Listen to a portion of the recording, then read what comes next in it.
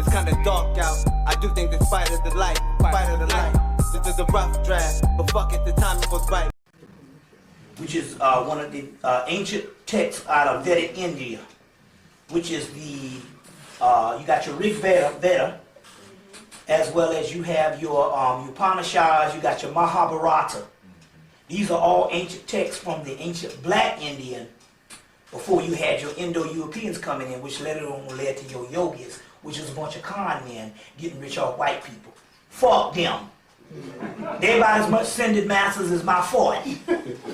Now, you see what I'm saying? Why ain't they helping the Dravidians? Because the Dravidians is the real deal shit. Fuck some old goddamn slick-head bastard coming over here half white, talking about he a descended master. Now give me the damn real shit. You see what I'm saying? That's like some nigga coming, some white boy out of the ghetto, some white boy out of damn, out of Connecticut going over to doggone England and saying he the original hip-hopper. He Tupac. He from the hood. That's like that Native American you see now that always tend to be white looking. Caucasian. And always nice to the cracker. See what I'm saying? With all the feathers on and shit. That's just a cracker with feathers. You know what I'm saying? Now, we will deal with this stuff in a few minutes. Just bear with me. Bear with me. So in the Upanishads, it tells you in the beginning, before all existed, there was death. So that is what you must aspire to. Death. That is the ultimate reality. We'll back this stuff up in a few minutes so you can understand this thing. Death is the light in the other room that's getting ready to get turned on. Let me explain this to you. You got a cycle of life. And that cycle of life, it has a cycle.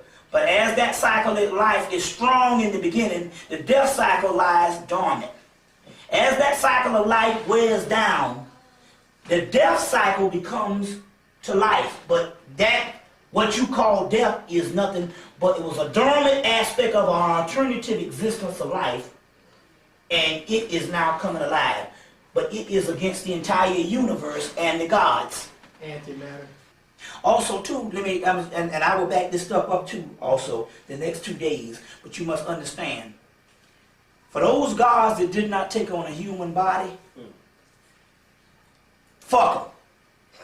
That's why Elijah Muhammad say, to worship a God other than yourself is to worship a God inferior than yourself. So all the ones that you're thinking up there that didn't take on a physical body, damn them. That's why the ancient Africans say deal with the ancestors. See, we couldn't understand this science. Why would a person worship the ancestors? See, there's a separation. There's a superior class of deities that was replaced by an inferior class of deities, and the superior class of deities became human. So therefore, if they didn't take on a human body, they are not only are they inferior to you, they are your lifelong enemy. That's what you got to understand. You do what they're supposed to do. The angelic realm is your enemy. We will define these based on scholarship. Fucking angels is your enemy, and they pull in this thing. As a matter of fact, I will say, based on the text that I've uncovered, that the God that's up in heaven and the angels say, we have, this is what they say, we have no desire to raise them up. As a matter of fact, they say we will keep them down here worshiping us and thinking that they will be raised up forever, because as long as they think of us as the superior, we exist. They only exist because of you. We'll go into the ancient science of that.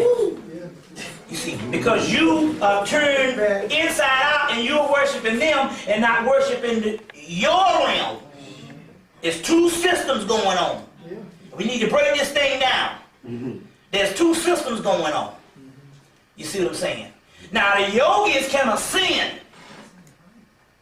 and they can go to the different astral planes. But what they're not telling you is those different astral planes are different levels of illusions also. And they can go to the different astral planes. But what they're not telling you is those different astral planes are different levels of illusions also. You see, The reason why you see Hemmit are the Egyptians or the Camites, and when you see the Egyptians or the Camites, you will find out that when they deal with Osiris and Amenta, the underworld, they were the ones that got the shit right, and that's why all the other religions started calling them evil. You know, so the heaven realm is not up there, it's down there. That's why the pharaohs would build, the more noble you were, the more you built your shit closer to the core of the earth. You see what I'm saying? So it's backwards. The Christ rises out of hell. Didn't Jesus go down for 2 days and 3 days and rose and went ascended into hell? It's part of the ritual. You see what I'm saying? Ain't shit out there. No. But a bunch of faking ass people is about dead. You gotta line up the shit. So you can break through the physical matrix. Yeah. This is all an illusion. Yeah. But when you break through the physical matrix, only breaking through the illusionary form of the physical. Virtual reality. But when you go up on the other planes that you think is freedom, they are a form of illusions too. And the only way to override this thing is you got to destroy the whole universe. That's why they say that Christ redeems the whole universe. The whole universe is fucked up. Why pay for phone service when you can get it for free? With Q-Link Wireless, you can get free unlimited data, talk, and text